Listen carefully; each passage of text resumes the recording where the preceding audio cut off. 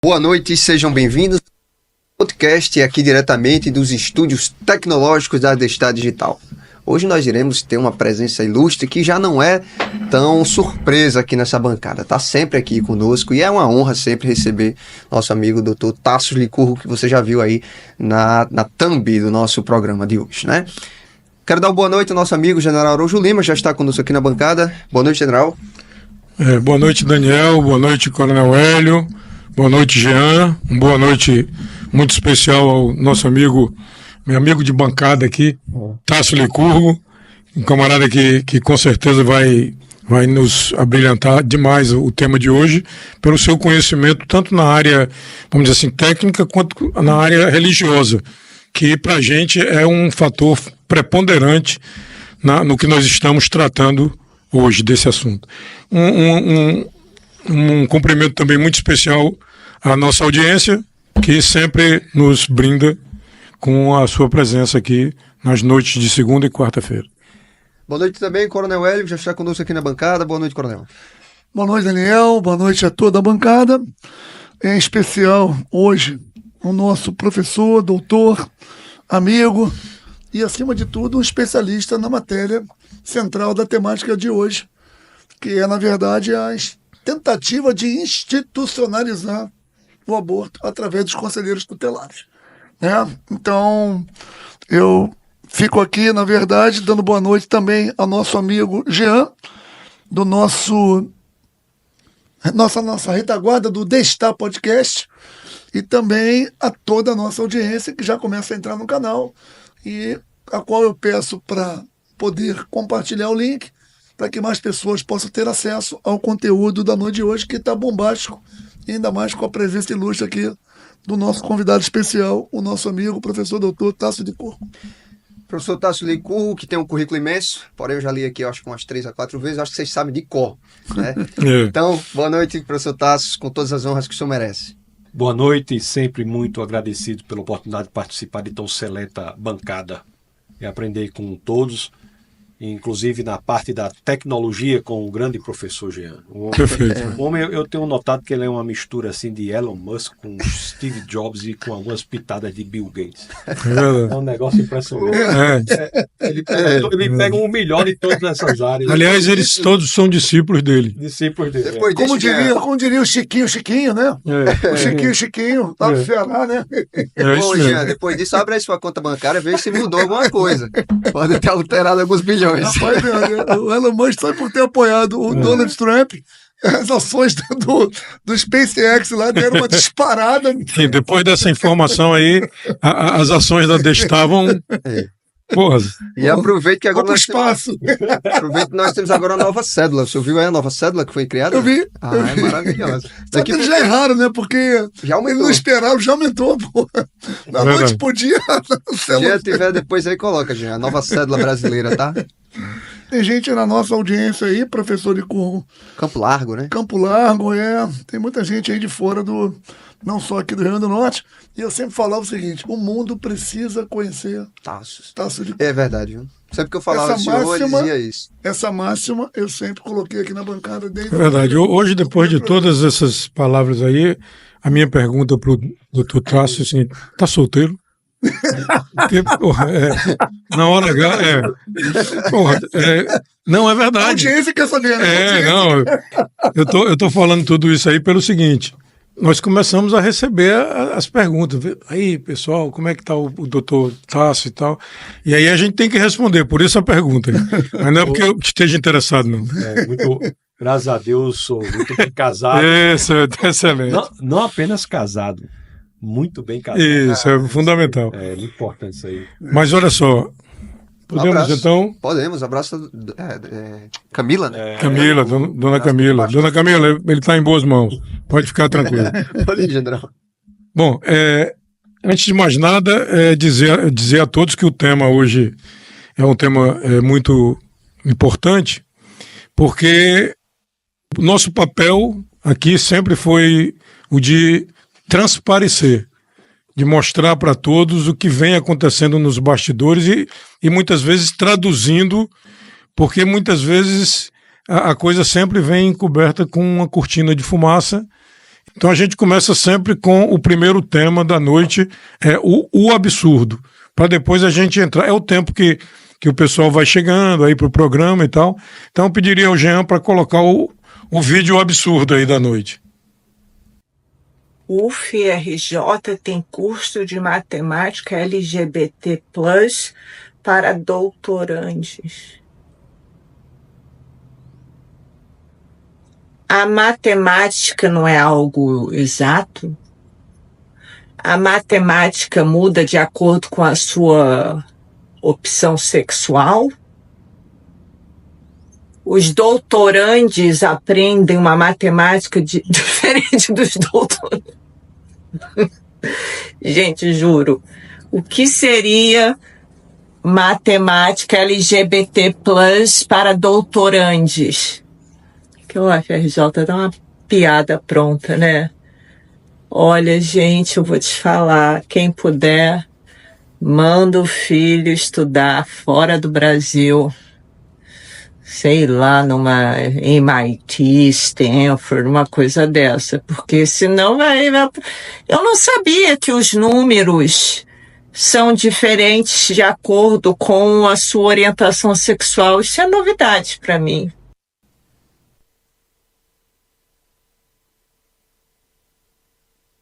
Para o absurdo, eu pediria que comentassem. O que vocês acham? Alguém disposto a fazer esse doutorando aí? Ou doutorande, né? Doutorando, é Tassos aí. Eu queria fazer uma pergunta ao doutor Tasso.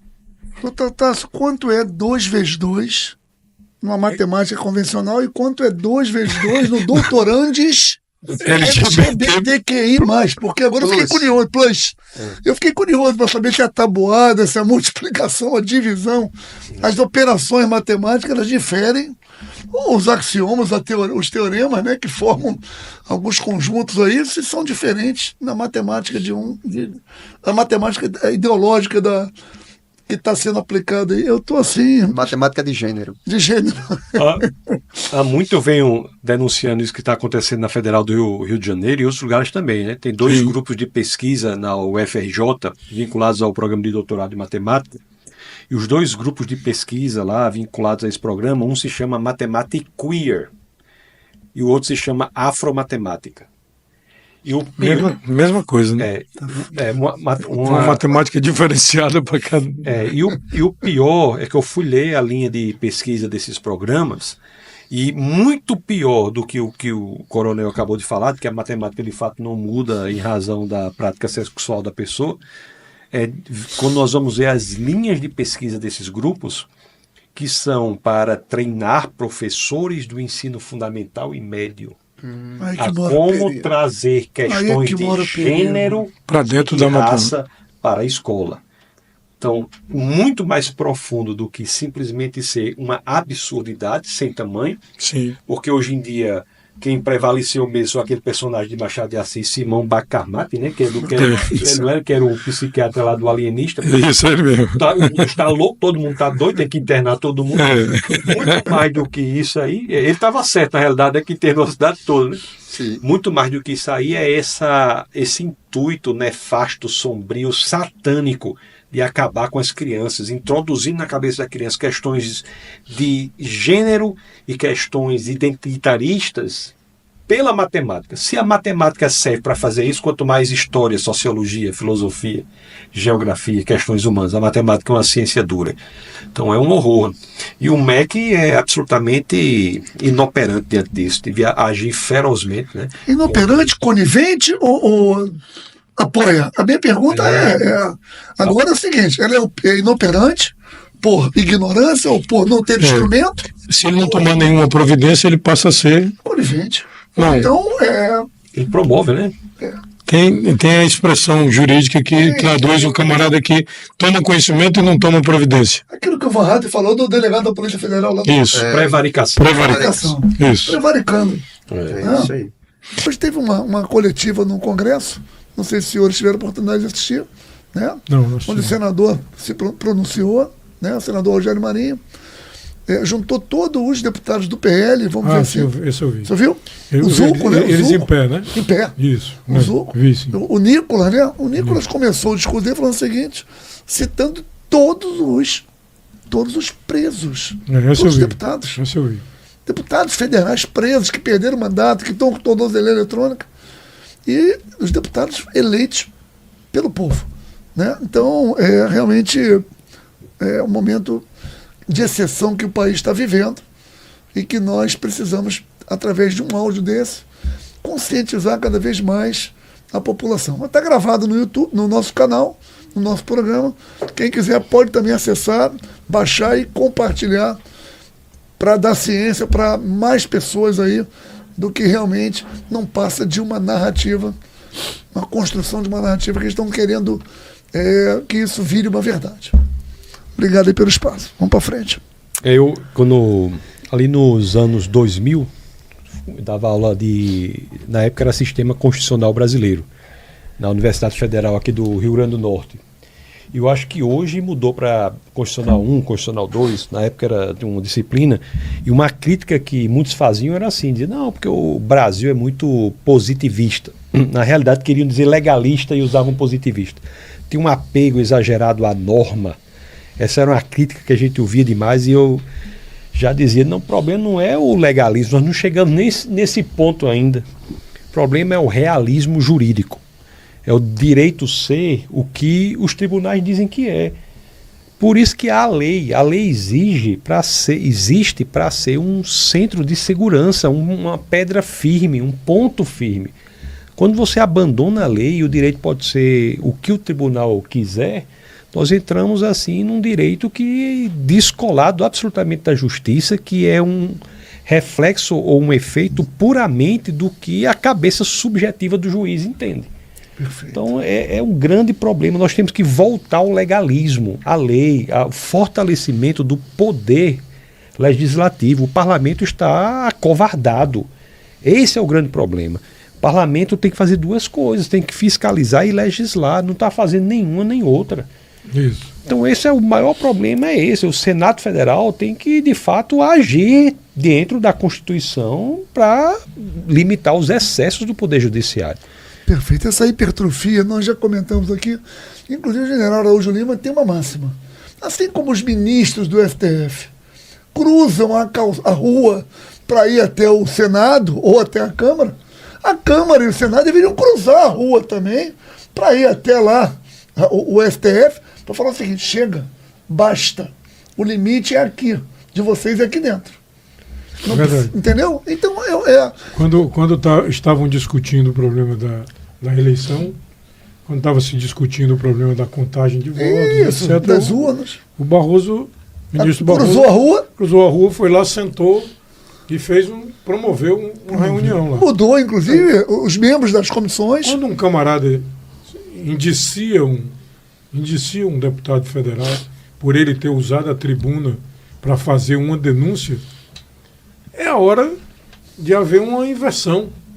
O pessoal sai do outro poder e vai até lá e senta, meus amigos. Isso não pode acontecer.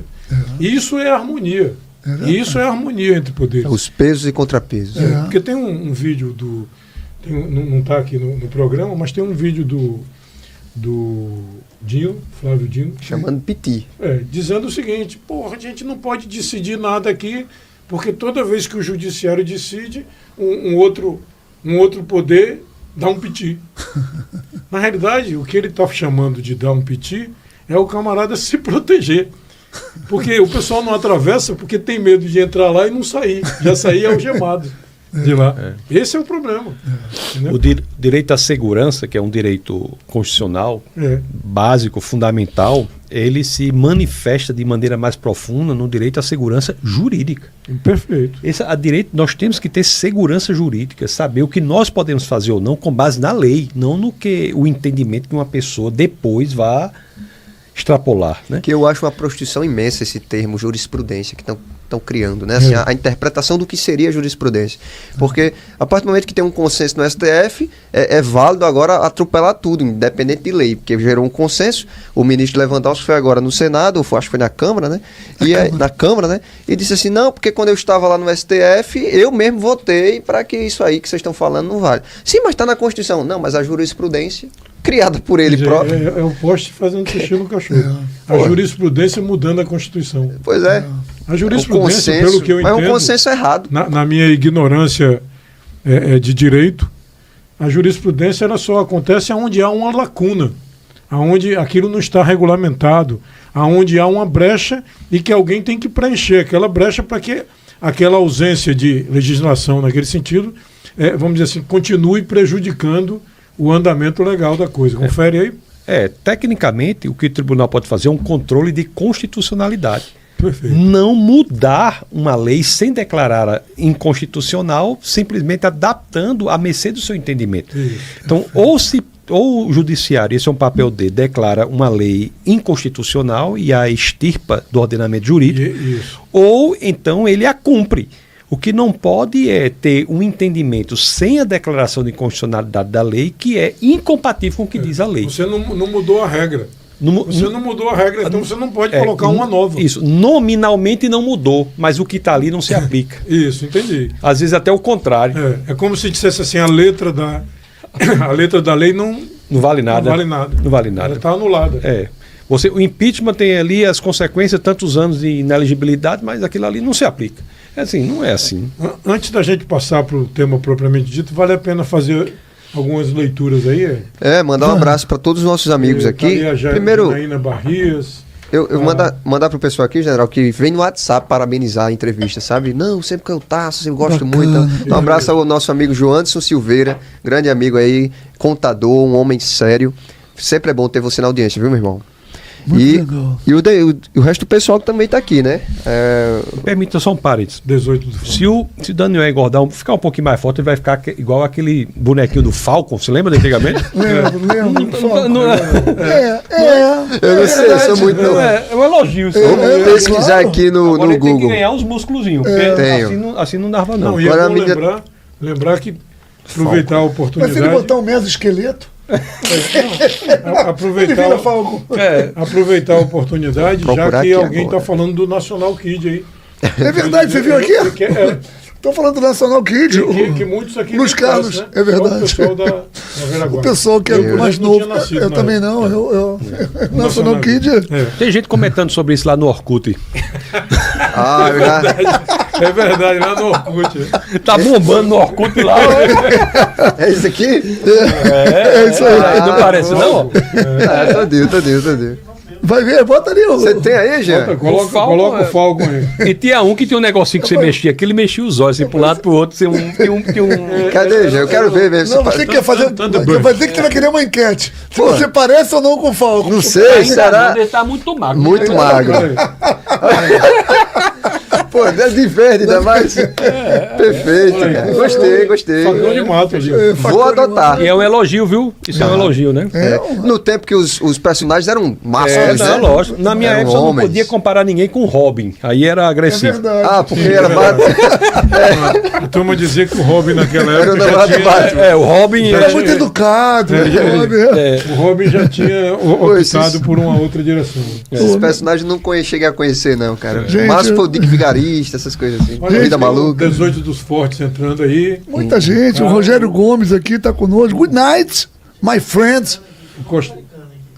Chegou um americano, hein? Rogério Gomes, diretamente de New Iguaçu. Big Field. Big Field. Good night, my friend. Muito bom. João Carlos botou aqui, excelente, Coronel Hélio, veterano. Temos de identificar e anunciar em todas as redes sociais todos esses fios soltos. Tá certo. Não, é verdade. Esses Vai dar áudios. muito choque ainda aí. Tem ali um boa noite ao pastor Tasso, do 18 dos Fortes aí, né? Interessante falar isso também, né? Como é que anda o ministério, o pastor? Está muito bem. Nós ordenamos 4 pastores recentemente, a mais, né? Tem muito bem. Propagando e pregando a palavra do Senhor. Pregando a verdade no mundo que zigue-zagueia pela mentira, né? Ele adora mentir, o mundo, né? Um mundo que está confuso e sem esperança. Nós pregamos a palavra da esperança lá em Jesus Cristo. Então tá muito Qual é o bem. nome da sua congregação? Chama Defesa da Fé. Defesa da Fé. Lá no Instagram você pode entrar, Defesa da Fé Natal, para ver onde é que fica a igreja aqui. E é uma congregação, uma comunidade... Ela tem outros estados também, doutor? Como igreja, não. Não, né? Só aqui, mas é uma comunidade muito... O senhor é o criador dela? É o fundador. O fundador, né? Mas tem pastores, tem um professor de apologética, professor Fred, que é um engenheiro, um homem... Explica para nós o que é apologética. Apologética é a relação entre a ciência, a razão e a fé. A base das escrituras é a primeira epístola de Pedro, no capítulo 3, no verso 15. Que as escrituras dizem assim: santifique o Senhor em seu coração, esteja sempre preparado para apresentar a todo aquele que vos pedir a razão da esperança que há em vós. Então há um mandamento na Bíblia para que nós sejamos capazes de apresentar a razão para a nossa fé. E nós estudamos as razões para a fé, confiabilidade da Bíblia. Por que a Bíblia é o livro mais confiável que existe? Mesmo da perspectiva do ateísmo. Por que Jesus é diferente de todos os outros líderes religiosos? Por que nós podemos colocar a nossa fé em Jesus Cristo e não em outra pessoa? Então todas essas perguntas, por que existe tanto mal e sofrimento no mundo se Deus é tão bom e poderoso? Todas essas perguntas difíceis são colocadas lá. Tanto que o lema do Defesa da Fé da igreja é: aqui é proibido não pensar. Tem logo na entrada. Porque Jesus Cristo, ele quando questionado sobre qual era o maior dos mandamentos, isso está em Mateus 22:37, ele diz: amar a Deus com toda a sua alma, seu coração e o seu entendimento. Então, amar a Deus com entendimento faz parte da experiência cristã. Não é simplesmente ficar falando a respeito de Deus sem entender qual é vamos dizer assim, o que está por trás de tudo isso aí. Nós podemos compreender e explicar Deus porque Deus se revelou. Ele optou por se revelar a nós. Então, graças a isso, a revelação dele é que é possível entender Deus. A revelação se dá por meio das Escrituras, né? Tem o Antigo e o Novo Testamento. Se dá por meio de Jesus, porque Jesus é a palavra encarnada, de acordo com João capítulo 1, verso 1, combinado com João capítulo 1, verso 14, que é o Logos que encarna e habita entre nós. Se dá por meio da consciência e se dá também por meio da natureza, de acordo com Romanos capítulo 1, verso 20, que diz que por meio das coisas criadas nós temos acesso a algumas características de Deus. Então, estudar a revelação e como isso aponta para Deus é parte significativa da caminhada cristã. Jean está salivando ali. Jean gosta. Mas é porque é aquela coisa, a vivência da fé, quando sincera, ela transforma a sociedade, transforma o indivíduo principalmente, começa através dele, né, das famílias. Só poderia me permitir só uma coisa? Eu não creio que a fé transforma. Quem transforma é Jesus Cristo. A fé pode conectá-lo a Cristo. Sim. Porque não é qualquer fé. Sim. A fé naquele que é o Criador dos céus e da terra encarnado é que transforma, não pela fé, mas graças ao Deus verdadeiro. Tanto que na base da maior, melhor, mais livre civilização já criada na história da humanidade, que é a civilização ocidental, está o cristianismo. Sim. Em outros lugares que pessoas têm fé, em outros deuses falsos, não, aí você tem opressão, tortura, você tem coisas horríveis, né? Desculpe só esse aprofundamento. Tudo bem, foi um adendo, porque quando eu falava fé, eu falo de forma assim, meio que pertencente, mas é evidente que no cenário que temos várias outras vertentes de fé, a gente tem que ser específico, o cristianismo. De fato, que o cristianismo ele pacificou muita coisa e também trouxe normalidade, inclusive jurídica.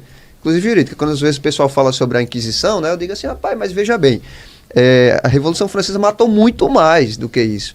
O que a Igreja Católica fez naquele período de Inquisição, que é apresentado, é, na verdade, criar normas jurídicas para julgar pessoas. Então o cara não pode ser jogado lá de qualquer jeito, tem que passar pelo menos num processo. Vai ser condenado, ser morto e às vezes comete alguns equívocos dos juízes, né? Vai, mas há parâmetros agora. Isso impede a barbárie. Então, existem fatores também, inclusive, nisso que a fé contribuiu, né? Além de fatores de fé, além de fatores transcendentais, tem fatores materiais, né? Que se a sociedade abrir mão, não tem mais regra, não tem mais lei, né? Inclusive, isso era uma coisa que a gente comentava segunda, a moral precede a lei, não precede? A moral provém de Deus. A lei é uma forma de você se comportar para refletir quem Deus é. Por exemplo, quando a lei diz não mentirás, é porque Deus é a verdade. Quando a lei diz não adulterarás, porque Deus é fiel. Quando a lei diz não roubarás, é porque Deus é confiável. Não matarás, que a tradução correta é não assassinarás, porque Deus é a vida. Então, a lei é algo que é dado para que o homem busque um comportamento que seja reflexo de quem Deus é. A lei não serve para salvar ninguém. Ninguém é salvo pelo que a pessoa faz, porque o padrão para a salvação é a perfeição. Então, por mais que você siga a lei, você não alcança a perfeição, você vai falhar alguma coisa. Salvos não são aqueles que cumprem a lei, salvos são os que estão em Cristo. Agora, os que estão em Cristo, e Cristo é perfeito, buscam um padrão de perfeição seguindo a lei. A lei não é para se tornar salvo, a lei é para os que já são salvos. E quando é lei humana, lei social, por exemplo, Constituição e algo mais, sem um princípio norteador na moral, essa lei é válida? Bom, Jesus de Nazaré, quando questionado se deveria pagar impostos a César, ele diz: dá a César o que é de César, dá a Deus o que é de Deus.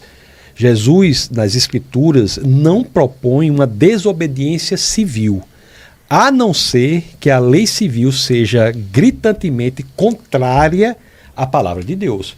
Exemplo, por exemplo, de você chegar ao Estado e querer fechar igrejas, por alegação que for, pandemia ou seja lá o que for. Isso aí não é uma coisa que a igreja genuína deva fechar, porque isso é contrário à propagação da verdade. Mas fora isso, o cristão ele não deve ser contra a lei, o cristão deve cumprir a lei, o cristão deve pagar impostos, o cristão deve respeitar as autoridades. Então a lei ela não precisa ser proveniente da moralidade cristã para ser válida, ela não pode ser contrária. Agora, as leis mais profundas, que são as morais, provêm do cristianismo. Por exemplo, todo direito fundamental, todo direito humano só existe pela distinção do ser humano em relação a toda a criação, que está em Gênesis 1:27. No capítulo 1 de Gênesis, há 3 situações em que aparece em hebraico o verbo bará, que é criar tudo a partir do nada. E uma delas é no Gênesis 1:27. A primeira é 1:1, a segunda é 1:21, a terceira é 1:27. No 1:27, quando cria o homem e a mulher, o verbo é criar a partir do nada. O homem é criado de forma diferente. É criado a partir do nada, Deus sopra o sopro do Espírito, o ruar, que sopro, vento e espírito é a mesma palavra em hebraico. Em muitas línguas antigas é a mesma palavra, em hebraico também. Sopra. Então o homem é diferente de toda a criação. Então ele tem direitos, não pelo que ele tem, não pelo que ele faz, mas por quem ele é. Então esse conceito de que nós temos direitos por sermos humanos é um conceito que tem base unicamente na cosmovisão cristã, judaico-cristã, mais especificamente Gênesis 1:27. E muito mais. A ideia de casamento como instituição perpétua é uma ideia cristã. Você quer ver uma das frases mais revolucionárias da história das religiões? Deus é santo. Antes do cristianismo, os deuses era assim uma esculhambação em alto nível. Cada um tinha a sua característica, né? Um é do... Paixões mundanas, traições, assassinatos, adultérios. Então, quando você vem com as escrituras e dizem Deus é santo e, portanto, sejam santos, isso é revolucionário. Só se dá no cristianismo. É um filtro, né? A partir daí houve vamos dizer assim, despertar da consciência, o camarada, né? O cara ser do lado negativo não o classifica como santo. Porque o que acontece é o seguinte, general, que os deuses que não são verdadeiros são deuses que são projeções das nossas vontades. Verdade. Você é devoto de um deus tal porque aquele deus resolve aquele problema. Você é devoto de um Deus tal porque aquele Deus resolve problema de casamento. Sim. Você é devoto daquele Deus porque aquele Deus resolve problema financeiro. Na realidade, você vai para os deuses como quem vai para os produtos em uma prateleira de supermercado. Perfeito. Então, esse não é o verdadeiro Deus. O verdadeiro Deus, ele não se molda às nossas vontades, nossos quereres e nossos desejos. Isso aí está bastante claro quando Deus volta a falar com o povo após 400 anos de escravidão no Egito. Ele chega para Moisés e Moisés diz: Quem eu vou dizer que você é, que o Senhor é? Aí ele diz, diga que eu sou o que sou. O Deus não é quem nós queremos que ele seja. Ele é quem ele é. Tanto que ele aparece numa chama em um arbusto, e o que Moisés se impressiona é que aquela chama não consome o arbusto. A chama que representa Deus é autossuficiente, não precisa de combustível para a sua existência. Então esse é o verdadeiro Deus, que é santo, não é uma projeção de que nós somos. Os demais não, os demais são projeções de quem somos, são projeções da nossa mente. E o pior de tudo que é, quando nós adoramos um Deus que não é o que é, mas é aquele que nós projetamos para ser, essa adoração é, em última instância, uma autoadoração. Nós estamos adorando a nós mesmos. Sim. Muito bem. Perfeito. Queria aproveitar aqui para... Tem muitos elogios aqui, viu, doutor Licurgo? Elogios que eu falo são palavras sinceras. Aqui não é rasgando seda, não, né? O pessoal está falando aqui, professor Licurgo, as palavras mais esclarecedoras das realidades do Divino Pai. Bacana isso. Use sua sabedoria, o que ocorrerá na América do Norte. Oh, meu Deus. Ah, entendi. Não, aqui já é outra coisa. 18 do Forte está conosco, Rogério Gomes. E aqui parece que realmente Daniel está lhe comparando com Com o Falcon. um Falcon, né? E o João Anderson está aqui conosco, um abraço. E tem umas coisas aqui. Rogério Gomes da Síria já se livrou do ditador. E aí tem uma mensagem aqui para o senhor. É um amigo seu, está aqui. O Enderli Elda Campos mandou aqui um grande abraço para o pastor Tasso Licurgo, né? E o Cisomar aqui está lhe convidando para ir até ao Alto Oeste. Isso. E não até a Tromba, para o senhor levar a sua sabedoria e poder levar esse conhecimento ao pessoal do Alto Oeste. Podemos usar a tromba, o problema é Natal, O problema é Natal. Onde é que a gente diz? Né? No momento que usar a tromba, não usar o não usar, Natal. não se refere a Natal, não, senão vai dar... Ô, professor Falar que o Tasso, Costa Lima, eu tô contigo, eu tenho o mesmo sentimento teu, viu? Coronel Costa Lima, Sim. né? Ele falou que fica muito inquieto com tudo que está acontecendo, sendo militar, angustiado. E tô contigo, os mesmos sentimentos. Acho que, na verdade, como militar que somos, o que está acontecendo nos incomoda muito. Professor Tasso, uma pergunta. Até com base naquela passagem bíblica que diz que não se acende uma vela ou um candeeiro para colocar debaixo da cama, debaixo da gaveta. Sobre essa questão de se expor. O senhor é um líder religioso que tem um posicionamento muito claro, muito incisivo nas bandeiras que o senhor defende. O senhor estimula que outras lideranças também façam isso? Ou é uma coisa que eu sei que é individual, cada um tem seu dom e seu chamado. Mas qual a sua visão em relação a isso? Minha visão é que se a pessoa é verdadeiramente cristã, ou ela é um missionário, ou ela é um impostor. Minha visão é clara.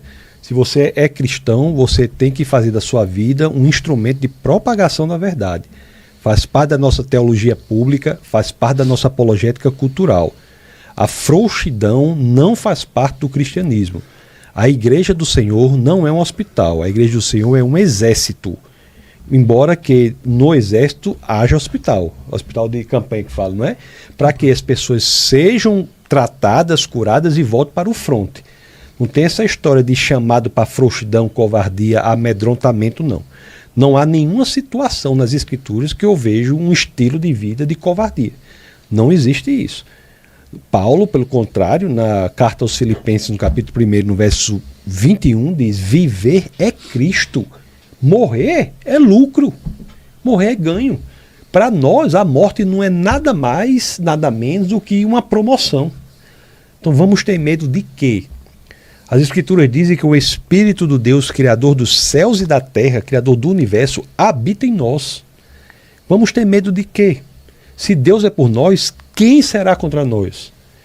Agora, o que há é um bocado de igreja sendo infiltrada por doutrinas satânicas, comunistas, sendo desestruturadas. Já disse aqui 1000 vezes, estou com a boca mole de falar em todo lugar. O câncer dentro da igreja católica se chama teologia da libertação. Isso. O câncer dentro da igreja evangélica se chama teologia da missão integral. São abordagens que carcomem a igreja de dentro para fora. É um horror o que está acontecendo. Frei Beto, na igreja católica. Leonardo Boff. Bom, eu acho que esse bate-bola aqui Introdutório. que aconteceu é uma excelente transição para o tema propriamente dito, que tem tudo a ver com o que foi dito aqui. Nós vamos falar então agora do tema principal nosso, que é aborto, tá? Que tem tudo a ver com essas observações, esse aquecimento que foi feito aqui pelo nosso pastor, nosso professor Tarso Licurgo, aonde nós projetamos então a primeira informação a respeito do nosso tema principal. Por favor, gente.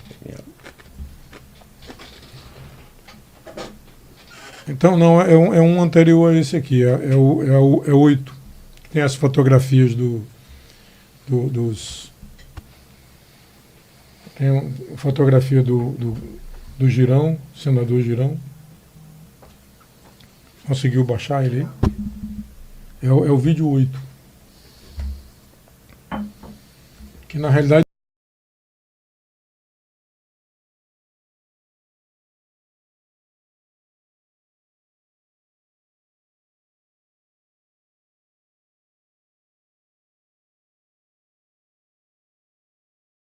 a respeito do assunto que nós vamos tratar. Ou seja, não é um assunto essencialmente nosso. Nós não estamos trazendo aqui um assunto que é de domínio local. Ao contrário, ele já vem sendo batido, ele já vem sendo uma preocupação dos nossos parlamentares. O senador Eduardo Girão já foi à tribuna para falar sobre isso, e esses deputados que aí estão já se manifestaram também a respeito do CONANDA, tá? E aí eu peço para o Jean colocar a próxima imagem aí, que é aquela que ele colocou inicialmente. Isso. Então vamos lá. Depois que a gente fizer uma espécie de introdução do tema, a gente passa para os comentários. Então, na antevéspera do Natal, ou seja, no dia 23, segunda-feira, o CONANDA, vinculado ao Ministério dos Direitos Humanos, votará a resolução que obrigará a todos os conselhos tutelares do Brasil a encaminharem imediatamente para um programa de aborto qualquer gestação de menores de 14 anos, independentemente do conhecimento ou consentimento dos pais. Aí a pergunta é, o que é CONANDA? De onde surgiu esse OVNI, né? Esse objeto voador não identificado? Ele foi criado em 1991 pela lei número 8.242, é o Conselho Nacional dos Direitos da Criança e do Adolescente. É um órgão colegiado, veja bem, um órgão colegiado. Depois nós vamos ver aonde ele se posiciona em tudo isso aí, por que ele está querendo legislar. De caráter deliberativo e composição paritária, previsto no artigo 88 da lei de número 8.069, de 90, no Estatuto da Criança e do Adolescente, o ECA. O que diz a resolução do CONANDA?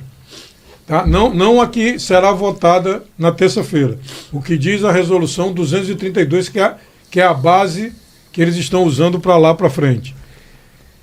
28 de dezembro de 22. Ela estabelece procedimentos de identificação, atenção e proteção. Veja bem, identificação, atenção e proteção para criança e adolescente fora do país de origem, desacompanhado, separado ou indocumentado, e dá outras providências.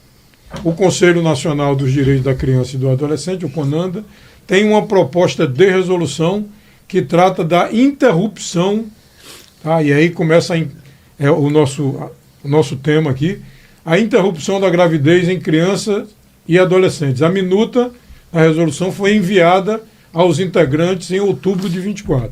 Por favor. Então, o CONANDA deve votar na próxima segunda-feira, 23, ou seja, na antevéspera do Natal, uma resolução sobre o aborto entre crianças e adolescentes.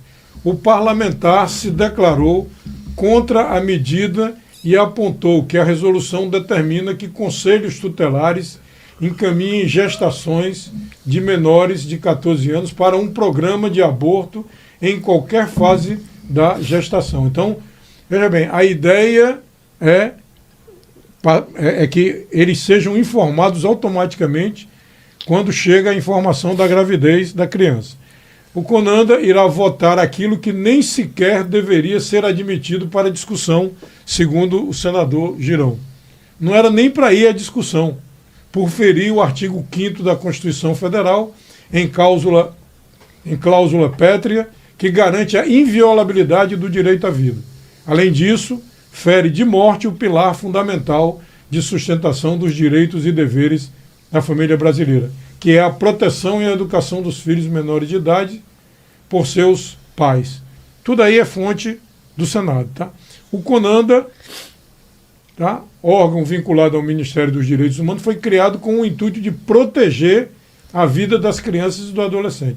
Para o senador, o Ministério deveria condenar o assassinato cruel de crianças e o agravamento da saúde das mulheres.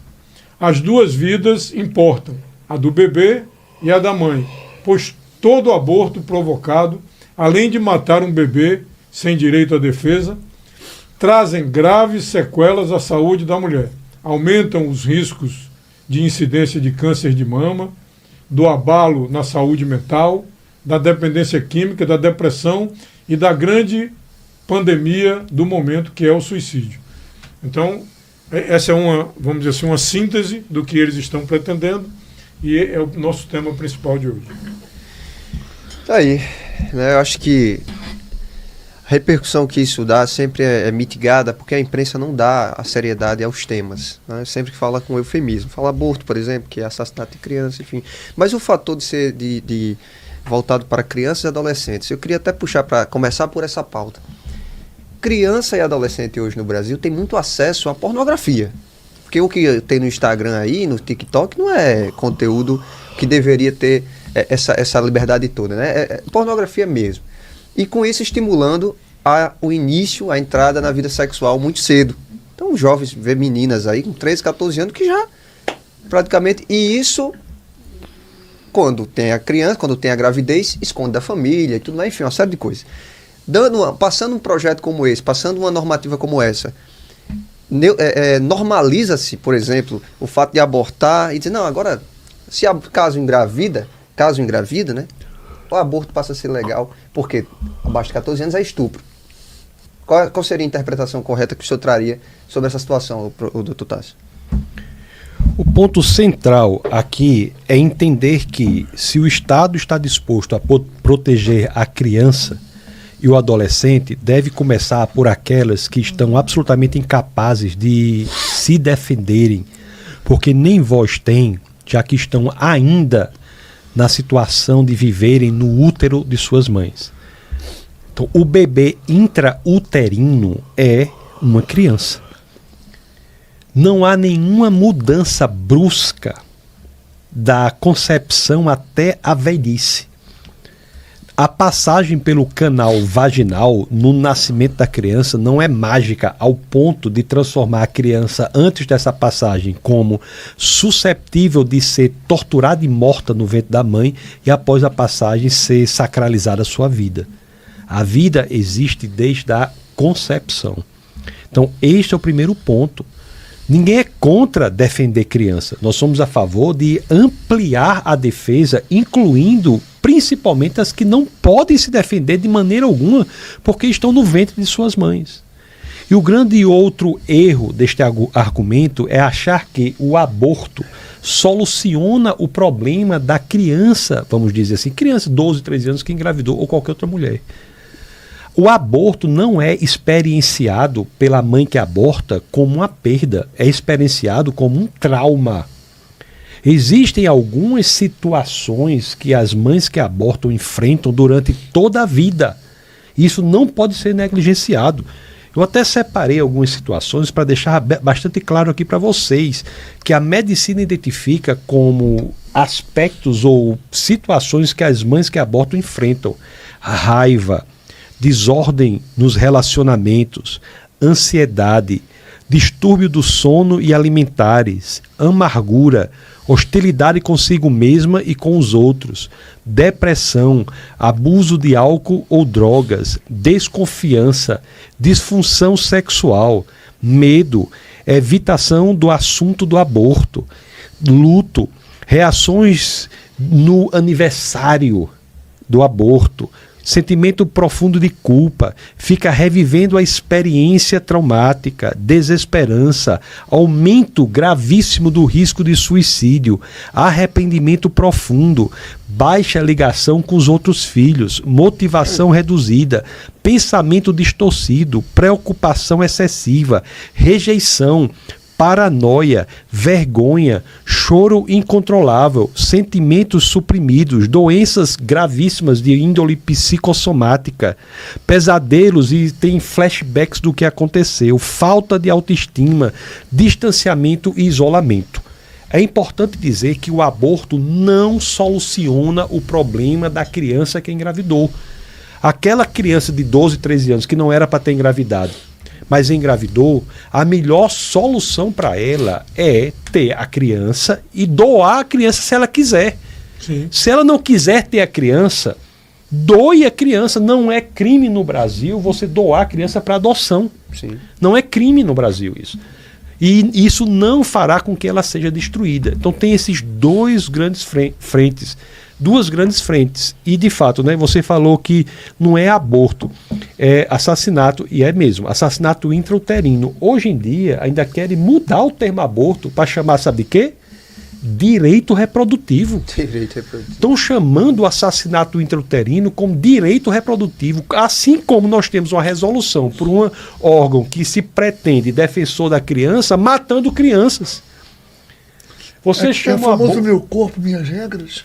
Pois é, eu sou totalmente a favor da ideia meu corpo, minhas regras. Mas eu tenho que lembrar a pessoa que um corpo não tem 4 pulmões. Exato. Um corpo não tem 2 corações. Um corpo não tem 4 braços. Um corpo não tem isso. O que há ali é outro corpo. É outra pessoa que está ali. Exatamente. E outra coisa, e por que tem que levar até o fim? Porque a responsabilidade, em seu conceito original, decorre da liberdade. O que se pretende hoje com o comunismo ideológico é a propagação de um novo tipo de liberdade. É uma liberdade sem responsabilidade pelos atos no exercício da liberdade. A liberdade pressupõe a responsabilidade que decorrerá do exercício dessa liberdade dos seus atos. Se você age na liberdade, você tem que arcar com as consequências da responsabilidade. O que o comunismo ideológico propõe é uma liberdade sem responsabilidade. Você faça, se der errado, não tem problema. Você pode matar a criança indefesa e ainda mais, você nem precisa, porque o Estado vai matar. E não só vai matar, ainda vai matar com a ideia falsa que está fazendo um bem a você. Isso. Acaba com a vida da criança intrauterina porque é assassinada e acaba com a vida da mãe. Essa história de que tem que o aborto porque tem muita gente que está morrendo por conta de abortos clandestinos, investigue, coronel. Veja algum médico, se tiver algum médico aí, obstetra, qualquer um que você conheça, veja quantas pessoas ela viu morrendo na vida profissional dela por aborto clandestino. Isso é falso. Isso é uma mentira que é propagada de que o povo está morrendo por aborto clandestino. Quem está morrendo por aborto clandestino, pergunte para os médicos obstetras se isso ocorre, é uma mentira. Então fica essa narrativa perversa que serve a um ideal satânico de assassinato de bebês uterinos e destruição de vida de pessoas quando são induzidas a abortar. Agora, uma pergunta, tem até umas interações interessantes aqui no chat, mas eu estou com uma pergunta aqui. Qual o intuito, assim? O que é que vai interferir no Estado? Eu pensei nisso também. O Estado, pronto, um aborto a mais. O que é que o Estado ganhou com isso? O abortismo é um dos movimentos mais bem-sucedidos no intuito de destruição da família. Perfeito. O abortismo destrói a família. Exatamente. É. Ela deixa de ser construída, porque a criança morre, e você destrói a mãe. Exato. Sim. Então como é Cheio que de aquela traumas. mãe vai se recuperar depois e reformar uma outra família ou ter um outro filho se ela mentalmente está com problemas? E por que o Estado está contra a família? Você aumenta a renda per capita de duas formas, ou aumentando a economia ou diminuindo o número de pessoas. Interessante. Nós temos hoje. Interessante abordagem. É isso, é verdade. Então, todos esses movimentos são manifestações ou braços do antinatalismo. Isso, a própria pandemia aí. Tudo hoje é contra ter filho. É. As pessoas. Redução do efetivo do mundo. A média de filho por mulher no Brasil hoje é 1,65 filho por mulher. Então, o antinatalismo tem seus braços. O abortismo é um braço muito forte. Essa ideia, inclusive nas igrejas, que as famílias não querem ter filho. Tem um filho, tem dois Controle filhos. de natalidade. Não quer ter filho. O LGBTismo é outro. Tem mulheres. O LGBTismo propõe que há mulheres que nem irão fazer aborto porque nem engravidar podem porque são homens. Sim, é evidente.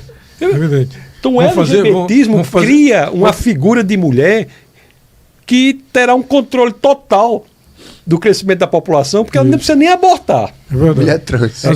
Isso sem querer, viu, Coronel? Sem querer falar com o que é feito com essas crianças abortadas, viu? Com essas células. Sim.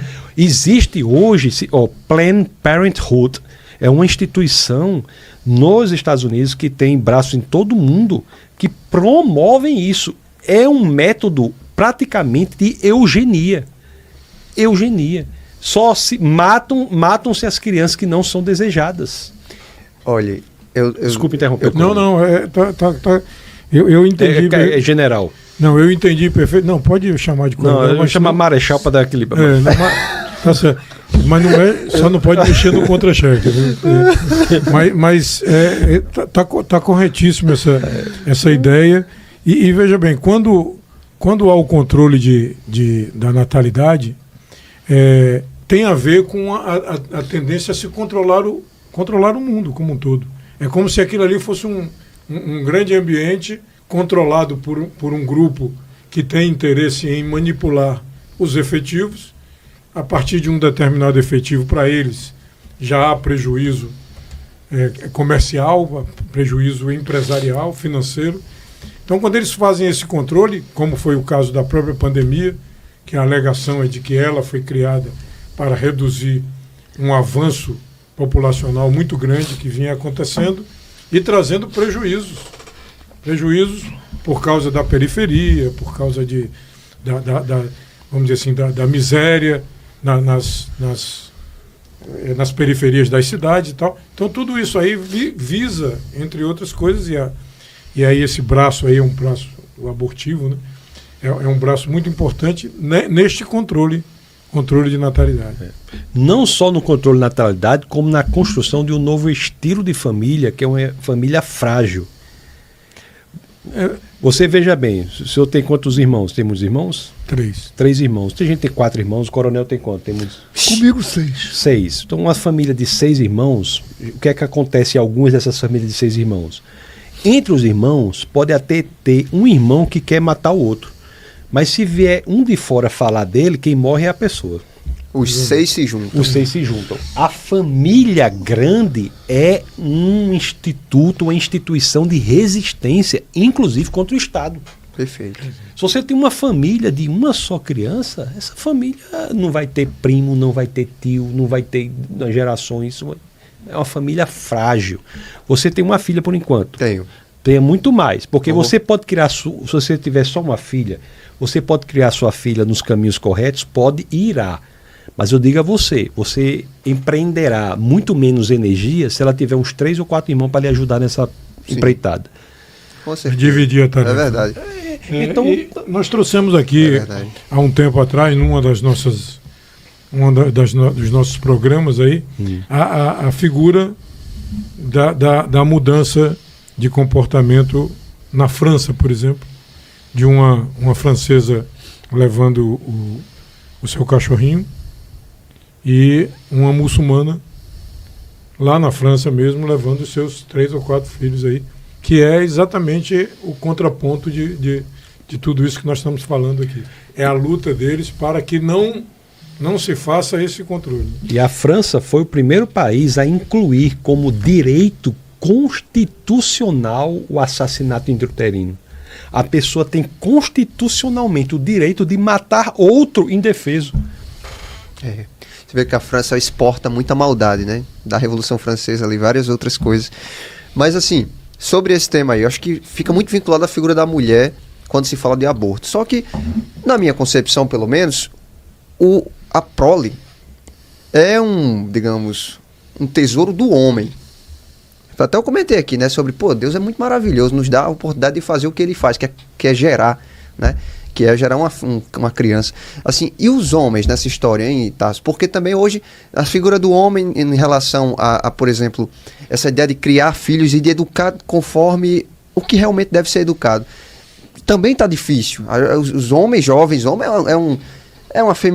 afeminados, é uma porrada de coisa, irresponsabilidade, não tem também isso como um objetivo. Às vezes eu encontro muito jovem e converso, né? E aí, já está casado, quer ter filho? Porque eu acho que é uma maneira também, inclusive, de trazer novos cidadãos para a verdade, para mudar a sociedade demograficamente, né? Mas queria saber do senhor. Antes de falar sobre isso, já que você fez a divisão entre homens e mulheres, deixar claro que tem gente que argumenta que defender o aborto é ser a favor das mulheres. É pelo contrário. Pelo menos 50% das crianças assassinadas e abortadas são mulheres. Sim. Então veja bem, você está defendendo a vida também de mulheres ao ser contra o aborto. Você não está a favor das mulheres dizendo que elas podem matar o filho que está na barriga delas, sejam esses filhos homens ou mulheres. Então isso é uma primeira coisa a dizer. E a segunda coisa a dizer é que sim, de fato, a desestruturação da família se dá pelo abortismo, mas também pelo movimento cultural de homens efeminados. Cada vez mais você tem homens que não são homens. Eu não estou dizendo nem homossexuais propriamente, e homens que não são homossexuais, mas são incapazes de exercer liderança, proteção, provisão. Homens que têm 20 e 30 anos se comportam como se adolescentes fossem, que não têm a responsabilidade da família, que não sabem que tem que acordar cedo. Não consegue reagir. Não consegue. É uma proposta que o Estado comunista dá de uma vitimização constante. Porque eu sou negro, porque eu sou nordestino, porque eu sou isso, eu sou devedor do Estado. O Estado precisa me dar algo. Quando na realidade, se a coisa está difícil, acorde antes do sol nascer, estude mais, trabalhe mais, seja homem. Essa proposta tem de ser retomada. É uma absurdidade o que tem acontecido hoje na fragilidade dos homens no Ocidente. Sim. No Ocidente. Você vê um negócio desse, você tem disciplinas hoje, ou cursos até em algumas universidades do Ocidente, que é curso de estudos de gênero. O que a pessoa faz uma faculdade sobre estudo de gênero? No final vai trabalhar em quê? Vai fazer o quê? Eu tenho a impressão que, como você comentou, que na verdade tudo isso é uma construção, né? O abortismo é uma construção, na verdade, para podermos fragilizar o núcleo central, que é realmente a família. E aí, Tasso, quando você... Hoje, por exemplo, minha filha fala para mim, pai, muitas vezes ela fala comigo, pai, não tenho culpa da sua criação ter sido tão dura, né? É um reflexo, né? Até por causa do ambiente social que ela vive. Hoje ela não fala mais isso, porque hoje ela cresceu, venceu algumas barreiras, mas quando adolescente, ela fala para mim, pai, você falou que sua vida foi muito dura, começou a trabalhar muito cedo, trabalhava de sol a sol, estudava à noite para poder trabalhar durante o dia, mas eu não tenho culpa dela. E eu acho que dentro vou falar da classe média, porque, por exemplo, ela veio de Brasília e ela trabalhava em São José dos Campos, quando eu estava estudando, com babysitter. Chegou em Brasília, babysitter. Quando veio para Natal, as coleguinhas falaram assim, Luana, você trabalha? Você é remunerada para tomar conta de criança? E ela dava aula de inglês junto com a... Ela começou a ter vergonha, né? Então a sociedade criou, na verdade, um estigma, né? De que ela, essa função de trabalhar naquela idade e tal, era uma situação que ela poderia ser, vamos dizer assim, marginalizada ou ficar fora do círculo do pertencimento da juventude, ali, dos adolescentes. Sim. Então eu acho que muitas coisas hoje, tá, na minha visão, também são, vamos dizer assim, provocadas também pelo movimento da sociedade. Né? Uma sociedade que muitas vezes a gente chama de sem muitos objetivos, uma sociedade muito vazia. Né? E eu procuro, eu não sei se você gostaria de comentar sobre isso, ou tem algum fundamento sobre isso, ou se a sua visão é exatamente no núcleo familiar. Estou falando já do adolescente, Sim. vamos dizer assim, né? Do adolescente fragilizado, inclusive. Você não precisa trabalhar tanto, não é porque seu pai trabalhou que você precisa seguir o mesmo caminho. Eu já estou falando na resiliência, de alguns atributos, liderança, né? Que você comentou aí, que realmente a juventude hoje ela não está querendo ser colocada à prova do mercado. É. Né? Ela foge da competitividade, ela foge de uma situação da seleção. Ela tem medo da reprovação, Sim, ela tem sim. medo vamos dizer não. assim, do não, de não atingir, de não ter o êxito, da frustração. Ela não está preparada para a frustração. Aí vem o suicídio, acho que já vem. Desencadeia várias coisas. Desencadeia uma série de coisas. Eu não sei se é a temática do programa, porque a gente está falando de aborto. E a gente já entrou numa pauta que é uma pauta secundária ao tema de hoje. Mas a gente está falando aqui, na verdade, de construção de uma sociedade. Vamos fazer assim. Eu queria te escutar, Tasso. A primeira coisa a se dizer é que se a sociedade está doente, ser criticada por ela é um elogio. Nós não podemos nos moldar por um padrão absolutamente doentio. Então, se a sociedade é hostil ao que é certo, ao que é verdadeiro, ao que é bom, é importante que nós sejamos perseguidos por essa sociedade. Porque pode o sangue dar na canela, pode chover canivete, o que é certo, independentemente de quantas pessoas digam que é errado. Quando nós éramos pequenos, nós escutávamos, tenho certeza que o senhor escutou isso também, coronel, você não é todo mundo. Todo mundo está fazendo isso, mas você não é todo mundo. Agora, o que há hoje em dia é o quê? São famílias que não estão preparadas para criarem os filhos da maneira que devem ser criados. Famílias que não frustram os filhos quando eles estão fazendo algo errado. Tem família que quem manda é o menino de 2, 3 anos. Isso não pode ser assim. O filho é que tem que se adequar à família, não é o contrário. Então nós temos cada vez mais hoje elementos que vão destruir a família até pela proposta de educação das crianças. Esses cursos que são dados de criação de criança é um verdadeiro absurdo em sua grande maioria. A criança tem que fazer isso, tem que fazer aquilo, porque a mãe fica refém da criança. O pai fica refém da criança. A criança tem que dormir tal hora, acordar tal hora, tem que comer tantos gramas de proteína, tantos gramas de não sei de quê, não pode comer não sei o quê. A criança não pode receber um não, tem que conversar. A criança com 3 anos de idade vai escolher qual é a roupa que veste, se não escolher é o fim do mundo. Você está criando uma pessoa frágil que vai sofrer muito. A família tem que se posicionar. Não é o mundo que vai influenciar a família. Não pode ser uma família, tem que ser um núcleo de resistência. É por isso que as escrituras são tão importantes. É por isso que a Bíblia é tão importante. Porque a Bíblia é a fonte de moralidade. Reflete a fonte de moralidade que é Deus. E a pregação genuína, a mensagem genuína é aquela que é hostil ao mundo, porque o mundo é contra o que é certo, bom e verdadeiro. A arte é um exemplo disso, né, coronel? O senhor veja que a arte hoje é o contrário de boa, bela e verdadeira. É a arte má, feia e falsa. Tudo ao contrário. Agora nós temos que ser o quê? A resistência. Eu postei hoje no meu Instagram, no Instagram lá, Tassos Licurgo, postei uma imagem lá, símbolos da resistência.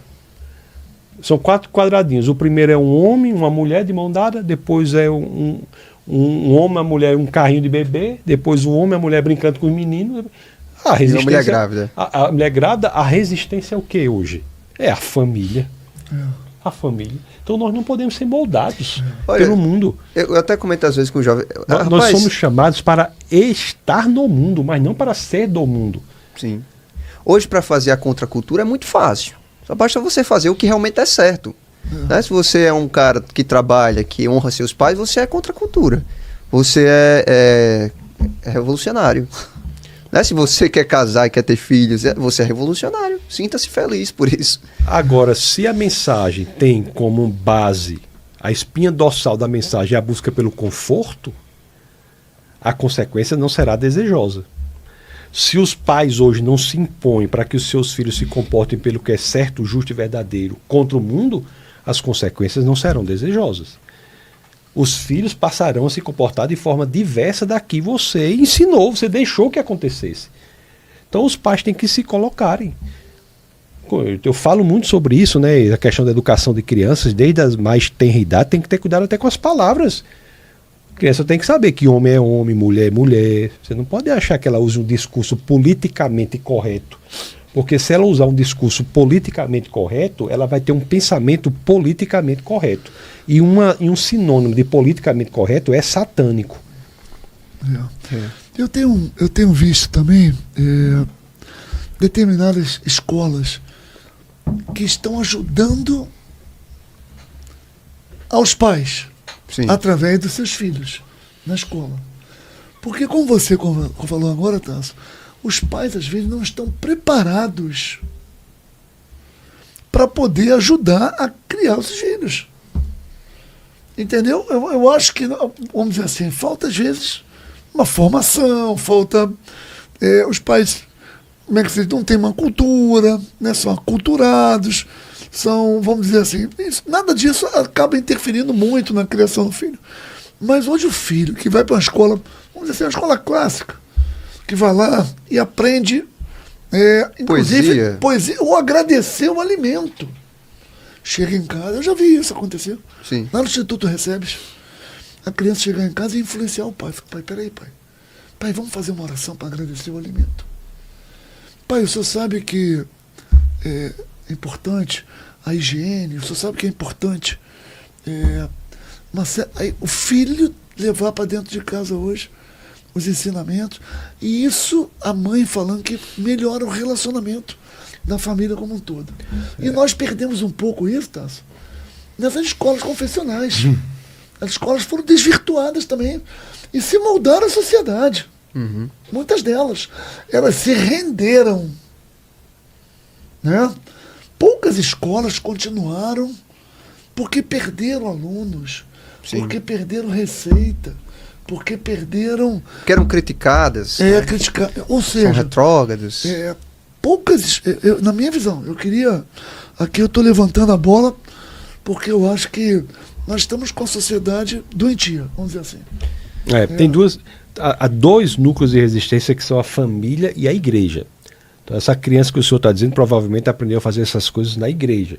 A família e a igreja. As escolas que seguem o MEC e a Unesco são comunistas.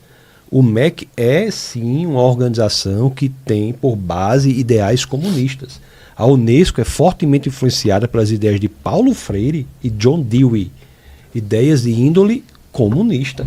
Então as escolas hoje têm acabado de fato com as crianças e por isso que o comunismo é tão contrário às escolas confessionais cívico-militares e o homeschooling, que são tipos de escola que vão fugir dos ditames do MEC e da Unesco. Agora, o que acontece é o seguinte também, sabe, coronel? A pessoa diz assim, o pai precisa de formação para criar os filhos? Eu diria que não. Eu acho que, pelo contrário. O que é que o conservadorismo diz? O conservadorismo genuinamente intelectual, ele é esvaído de ideologia. Perfeito. O conservadorismo diz o seguinte, que você deve manter o que funcionou. Você tem que criar seus filhos da forma que você foi criado e deu certo. Da forma que seu avô criou seu pai. Como foi que você foi criado e deu certo? Aplique isso. Agora, o que o comunismo propõe é o seguinte, aquilo que seu pai fez com você é retrógrado. Não é mais assim, o mundo evoluiu. Está aqui a forma de você criar seu filho. Ele dá um manual perverso de criar um monstro. Um menino sem limites, um menino sem educação, sem saber somar, sem respeitar ninguém, sem respeitar os mais velhos. Uma criança que se acha o centro do mundo, uma criança cuja família começa a orbitar em torno dela e ela não se adapta, e ela que não se adequa à família, como era antigamente. Você estava na mesa os adultos, as crianças não era assim. Crianças tinham, no momento das crianças, hoje em dia está tudo o contrário. Tem até um conhecido meu que disse que foi jantar, sentou à mesa, Tinha uma criança de 2, 3 anos, a criança dizia, papai, você senta aqui, mamãe, você senta aqui. Não, teve agora a situação do avião, né? Tipo, aquele negócio do avião. Pô, eu não sei a vida dela particular, né? Nem vi essa coisa do avião assim profundamente. Mas o que eu quero dizer, sem querer individualizar, mas o que eu quero dizer é o seguinte, são crianças que não têm limites. A criança, ela busca limite para buscar segurança. Uma criança que não tem limites, ela diz, não tenho segurança nenhuma, eu faço o que quero. É. E os pais têm que se posicionar. Então, muitas vezes, coronel, olha, se a gente for, vá para o Brasil verdadeiro, o Brasil real, lá na tromba do elefante, vá lá, vá no Brasil, como eu tive, lá na fronteira com a Colômbia, ali, como o senhor conhece. Vá no Brasil, lá em Campo Grande, Cuiabá. São Gabriel da Cachoeira. Vá no Brasil real. Lá não tem pai achando que homem pode ser mulher, que tem LGBT. Não tem, não. Não existe isso, não. Esse aí é o Brasil genuíno que precisa ser passado adiante. Esse é o nosso Brasil real, o Brasil profundo. Não é um bocado de gente com problema psiquiátrico sendo normalizado, impondo o que deve ser ensinado, não. Olha, se você vê, a questão LGBT não tem nada a ver com homossexual. Segundo o IBGE, nem 2% da população brasileira são de homossexuais. Nem 2%. Como é que o movimento que se diz que iria defender 2% da população consegue botar bandeira nos tribunais superiores? Isso. É o movimento político mais poderoso do Brasil, não tem nada a ver com questão sexual, tem a ver com questão ideológica, política. De destruição da família. Sim. Verdade. Eu queria voltar aqui só para uma frase que o Coronel Hélio falou, que a Luana disse para ele: eu não tenho culpa de você ter sido criado com tanta... na realidade, nós somos os responsáveis pelo que está acontecendo. Essa bolha que está passando aí, não sei se está passando ou se está aumentando, ela é fruto de uma criação rigorosa, onde nós optamos, eu digo nós, estou falando genericamente, eu não optei, tá? Não optei por isso. A turma lá de casa sabe disso. Por superproteger, como foi bem dito aqui pelo professor Tarso, e evitar que eles passassem pelo mesmo que nós passamos, pelas mesmas pressões que a gente já recebia dentro de casa, e já íamos para a rua já prontos. Porque fomos neutralizados. Colocaram na gente aquela ideia de que nem tudo vem de graça, nem tudo vem frustrando, negando, não vai sair agora, vai ficar em casa. Tudo isso aí fez com que o nosso pessoal crescesse, mas causou em nós uma preocupação grande em não deixar que o filho passasse pelo mesmo que nós passamos. Só que nós somos o que somos porque passamos por isso. Perfeito. Então, o que acontece hoje na prática?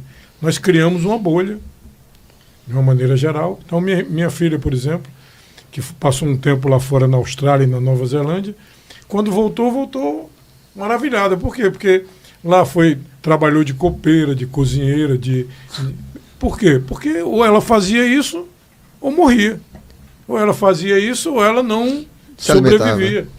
Quem ensinou a ela? Parte ela aprendeu em casa, e aí eu não nego que teve um pouco de superproteção por causa até da minha ausência, está muito carreira. Fora cada carreira militar, mas ela lá consolidou a informação de que é o seguinte: não tem almoço de graça. Não tem almoço grátis. Tudo é fruto do... Tem um personal training aí, chamado Guto Galamba. Uma figura raríssima. Vale a pena procurar esse personagem aí de vez em quando. E ele diz isso aí pra gente: olha, tá ruim, então saia e trabalhe mais. Tá ruim, estude mais. Tá ruim, faça um esforço maior. Não adianta ficar em casa gemendo. Saia e trabalhe mais. E aí, neste caso aí, o que vai acontecer? Você vai melhorar. Então, isso é muito... E aí a pergunta é um cara genial? É um cara que estudou para isso? Não, ele é preparador físico. Ele trabalha com preparação física. mas a vida ensinou a ele que ele só vai se fortalecer os músculos, tudo, se ele fizer exercício. Não adianta ficar em casa achando que não, eu tô barrigudo, tô tendo problema agora, tô perdendo a musculatura e tal, e não faz nada. Então é exatamente isso que está sendo dito aqui. O Luiz Carlos está falando aqui, concordando contigo. O Luiz Carlos falou o seguinte: muitos filmes de Hollywood doutrinou durante anos a importância exacerbada de crianças e adolescentes sendo poderosos e heróis, subjugando os adultos, mandando e ensinando-os e não aprendendo com eles. Ou seja, uma inversão. Isso está na cultura, realmente, nos filmes, essas inversões todas da criança à mesa, fala, não, você aí não, senta lá. Senta lá. E isso já vem, realmente. Não é uma coisa, vamos dizer assim, apenas. Isso é um movimento global, né? Eu estou escrevendo um livro, né? Terminando esse livro agora. E interessante que essa semana eu estava até escrevendo um capítulo sobre o dividir e conquistar. Que é uma técnica que é atribuída primeiramente a Júlio César, mas que existe antes mesmo, na Grécia, ali existe tudo isso aqui. E o comunismo ideológico, ele divide para conquistar com base em alguns elementos, na raça, na questão da sexualidade e também na questão geracional. Então, esse conflito intergeracional que é proposto entre uma geração e outra é uma estratégia de divisão para conquistar. Sem dúvida. Por exemplo, tem gente que chega assim e diz assim, né?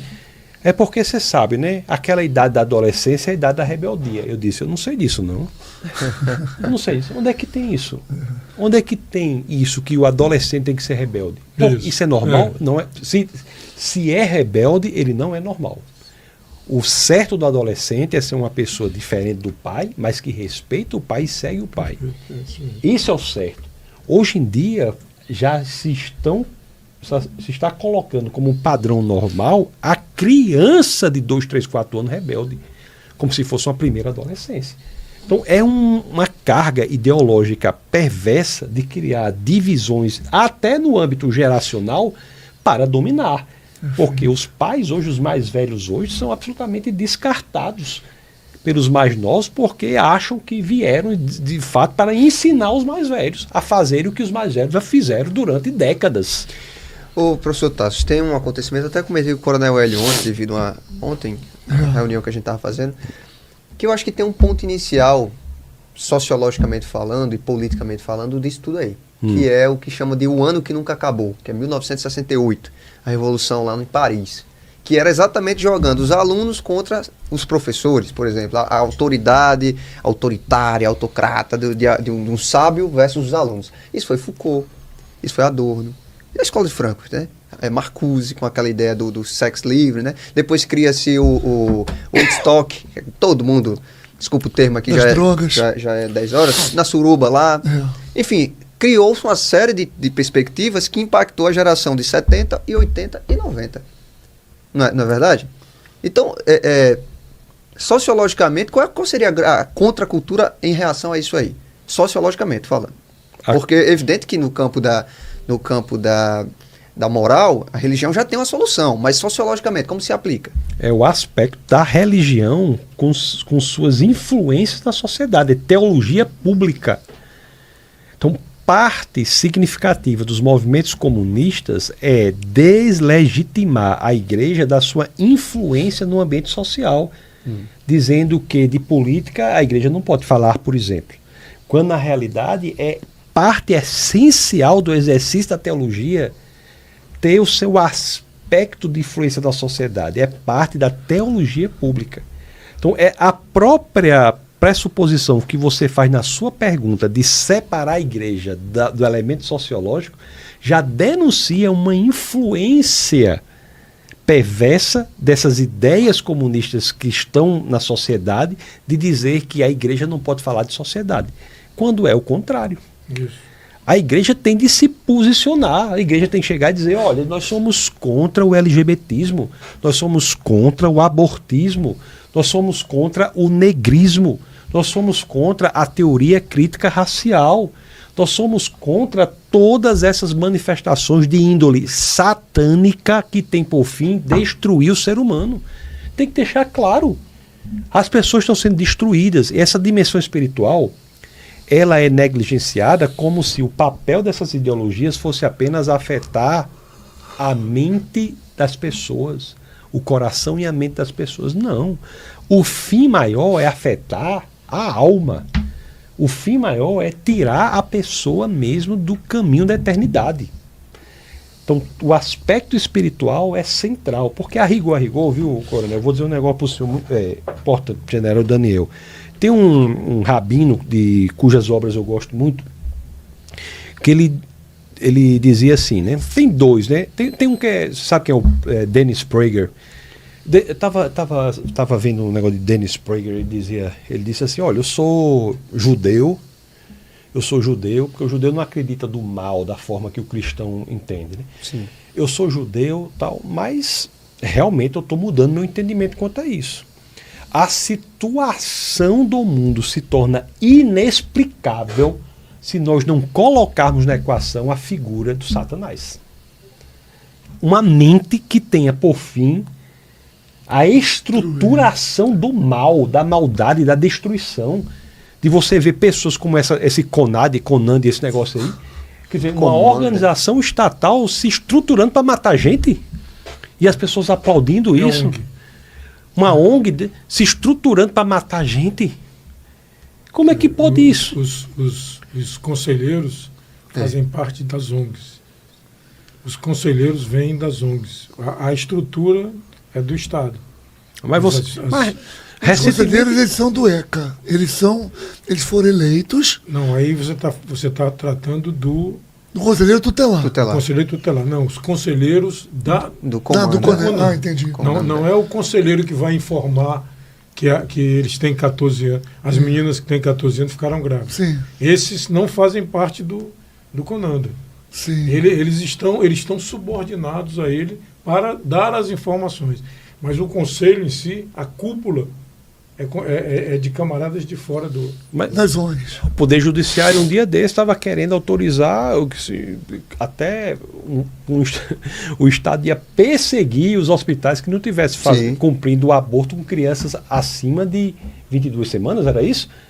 Quer dizer, um bebê mais de 22 semanas, pelo amor de Deus. Esse bebê ele tem que ser morto dentro do ventre da mãe, porque se tirar, ele tem chance de sobreviver. É verdade. Olha a absurdidade. Com técnicas que não são nem permitidas pelos veterinários fazerem para eutanasiar os animais, pelo padrão de perversidade e tortura que é infligido aos animais. Mas o ser humano, o Poder Judiciário dizendo que pode fazer com a criança intrauterina, como é que se explica este mundo dessa forma? Se não for diante da perspectiva de que existem sim forças malvadas, forças perversas que querem destruir a humanidade. E se a gente reparar, isso é uma pauta recorrente que eles retornam essa pauta a todo momento. Eles são, muitas vezes, por uma sociedade conservadora, que coloca, muitas vezes, representantes conservadores, mas eles, se você observar, a cada legislação que acontece, eles voltam à pauta. E agora o judiciário tomou para ele. Sim. Tomou para ele. O judiciário querendo legislar agora sobre a pauta satânica. Pois é isso. Sobre drogas, sobre aborto. E se alguém reclamar do parlamento, é o que é piti. É piti. Então você veja só, esse Conanda aí, né? Conanda. Ligado aos direitos dos manos. Não é direitos humanos. É direitos humanos. Entendeu? É uma coisa... Que direitos humanos é esse? Eu estava assistindo há poucos dias um vídeo de um camarada que conversava com um jovem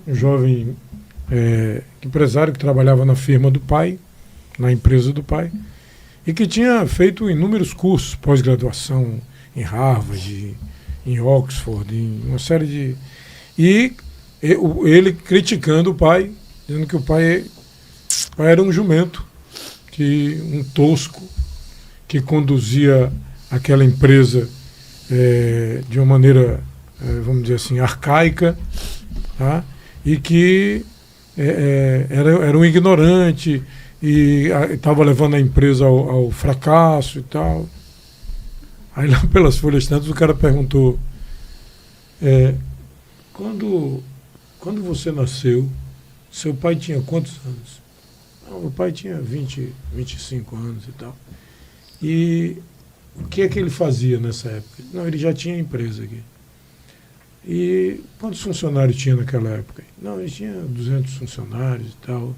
Hoje tem 3.000 e tantos. Mas naquela época tinha 300. Você quantos anos tem? Não, eu tenho 25. O que você tem? O que você já construiu aí? Com todos esses cursos que você tem. Aí o cara disse, não, eu sou funcionário do meu pai, mas você não tem uma empresa? Não construiu nada? Ele disse, não construí nada. Então, veja bem, por favor, reflita, analise se de fato é ele que está errado, é ele o arcaico, ou se você não teria que, ao contrário do que você está fazendo, agradecer a ele, louvar o seu pai, porque você só é o que é hoje graças a ele. Agora, pegue todo esse seu conhecimento e junte com o dele para fazer com que a empresa, e não chamando ele de jumento. Então é mais ou menos por aí o caminho. A superação da questão do problema entre gerações se dá pelo conservadorismo. O conservadorismo propõe a ideia de débitos com as gerações do passado e obrigação com gerações do futuro. Perfeito. O conservadorismo... Débito, você fala um reconhecimento. Nós temos débitos pelo que nós somos, Sim, pelo que perfeito. fizeram por nós. Do respeito, do reconhecimento da história. O que o senhor fez pelos seus filhos. A geração tem débito com gerações de passado. Perfeito. E obrigação com geração do futuro. Obrigação.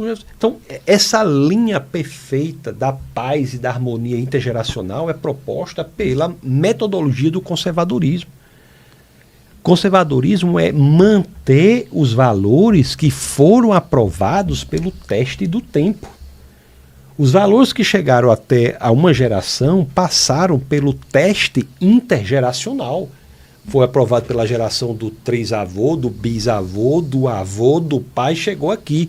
Então esses valores, eles foram resistentes às gerações. Então não podemos abandoná-los sem que para este abandono nós apliquemos a virtude concreta da prudência.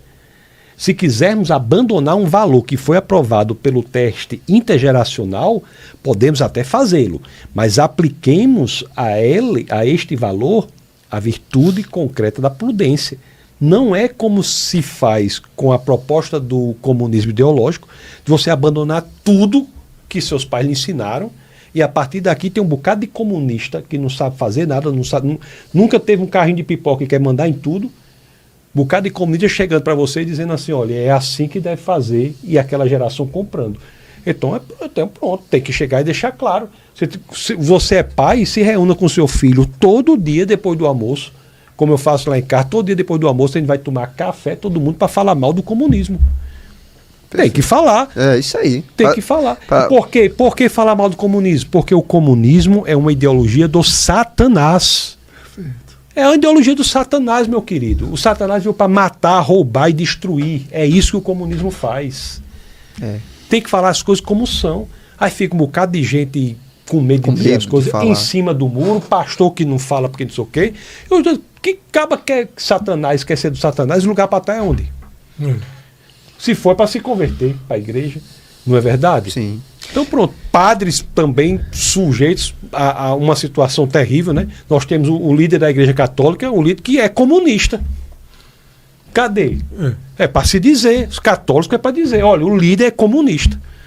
Então fica um negócio... Já se posicionou inúmeras vezes. Inúmeras vezes, e a gente não vai dizer...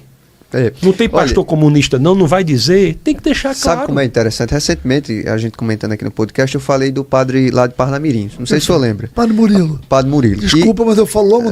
Pronto. Rapaz, a quantidade de gente que professa a fé católica que vem no meu privado dizendo, pô, Daniel, parabéns, obrigado. Mas por que tu não fala, hein? Eu digo, você é coordenador há 30 anos também na paróquia aí, por que você não toma uma posição e fala também? Tem que ser eu que tô lá. Eu gosto de escutar a 94. E na 94, às 18 horas, tem a Ave Maria. Aí eu escuto a Ave Maria, eu gosto da Ave Maria. Só que quando terminar a Ave Maria, entra o Padre Murilo. Eu desligo o rádio. Pois é. Todo dia que eu tô indo para casa depois do trabalho, eu boto um rádio na 94, eu gosto de escutar. Uma 94 ou a 104, né? Assim. Sim. Aí eu escuto a Ave Maria, eu escuto na 104 é 2 minutos antes. Eu escuto a Ave Maria na 104, pulo para 94, Ave Maria de novo. Aí eu vou me acalmando no caminho. Aí quando entra, Pai Murilo, pá! Pois é, mas essa pergunta que eu fiz para ele, por que vocês não se posicionam? Isso se aplica à universidade, isso se aplica à vida empresarial. Tem muita gente que tem empresa diz, não, calma, que o mercado vai. Eu tenho meus clientes. Meu amigo, ou você defende a verdade como ela é, ou nada que você vai fazer tem realidade, tem sinceridade. Você não se preocupa com sua alma, não? E um pastor de influência aí que ele pregou sobre o Deus Mãe. Deus Mãe. Deus Mãe. Onde é que existe isso? Deus Mãe Todo-Poderoso. É Deus Mãe. É, porque Não, o terrorismo ambientalista já substitui o Deus Pai pela Mãe Terra. Exatamente. Mãe Terra. Ainda é melhor, né? Assim, não é, mas porque o Deus Mãe só se for o Deus trans, porque era para ser Deus a Mãe, né? Deus a Mãe. Isso. Pois um pastor de influência. Então, tem parte da igreja influenciada por essas doutrinas comunistas, igreja evangélica, parte da igreja católica, o Papa é comunista. Então, como é que vai ser? A gente tem que se posicionar. Tem que se posicionar. O contrário, o que é? São pais, muitos dos quais eu conheço pessoas piedosas, viu? Eu rodo muito, todo que é canto, como vocês sabem, no Brasil, no exterior, conheço várias pessoas piedosas, homens crentes, tementes ao Senhor, mas porque não se posicionaram quando precisava, estão com os filhos seguindo caminhos absolutamente contrários à maneira como ele gostaria que os filhos tivessem.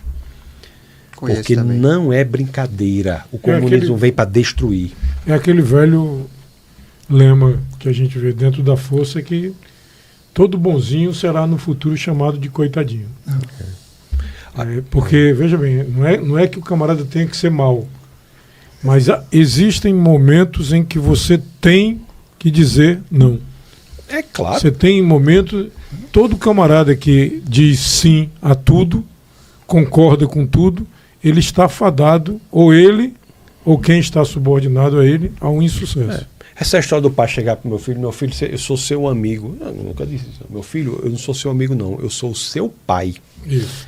Ser pai é mais do que ser amigo. Sim, claro. Ser pai é dar vida pelo filho. Amigo não dá vida pelo filho.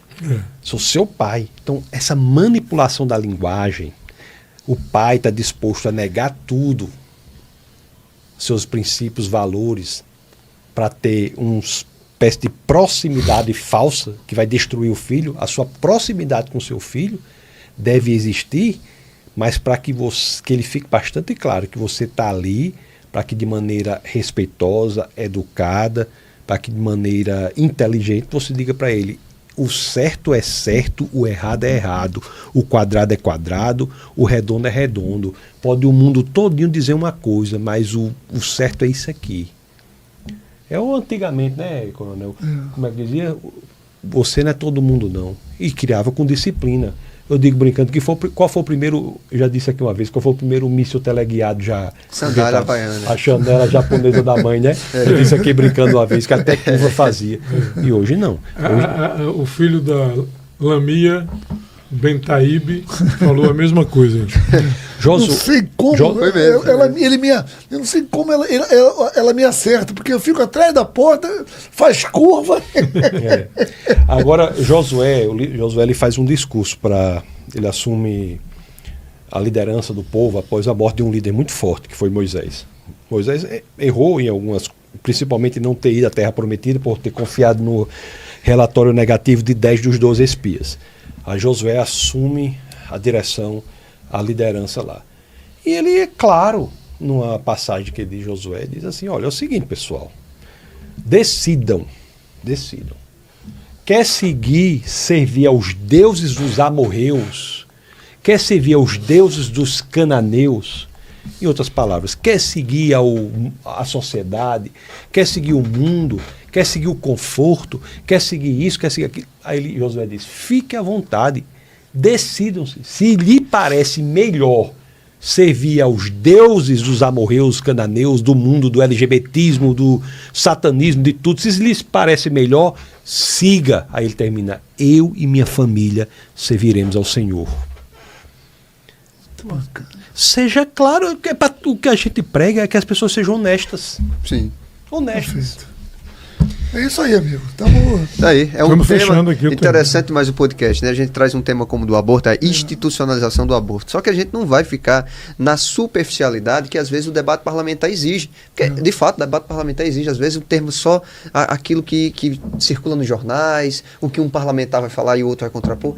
A gente traz aqui para a profundidade da vida humana. Porque sem isso, você não entende o que é o aborto, a maldade diabólica que é o aborto. Se você não entender o contexto em torno disso, né? Não, e outra coisa, a nossa audiência aqui, cara, tem muitos comentários aqui. Os caras tá na hora desse parlamentar convocar uma nova Assembleia Constituinte. Eu concordo com ele. Concordo, só a favor. Não dá para remendar mais na Constituição. A Constituição, ela caducou. Ela caducou. Existe uma Constituição na emenda, né? É verdade. Não tem emenda. Então caducou. Essas distorções que existem, absurdas, continuando, né? E tirânicas, supremas da lei, da justiça, já está tudo errado. Então, eu fico vendo aqui, o João Bosch falou, temos que dar crédito aos nossos pais, e é bíblico, honrar pai e mãe, né? E muitos elogios aqui, o Navarro, né? Está dizendo que o programa está excelente.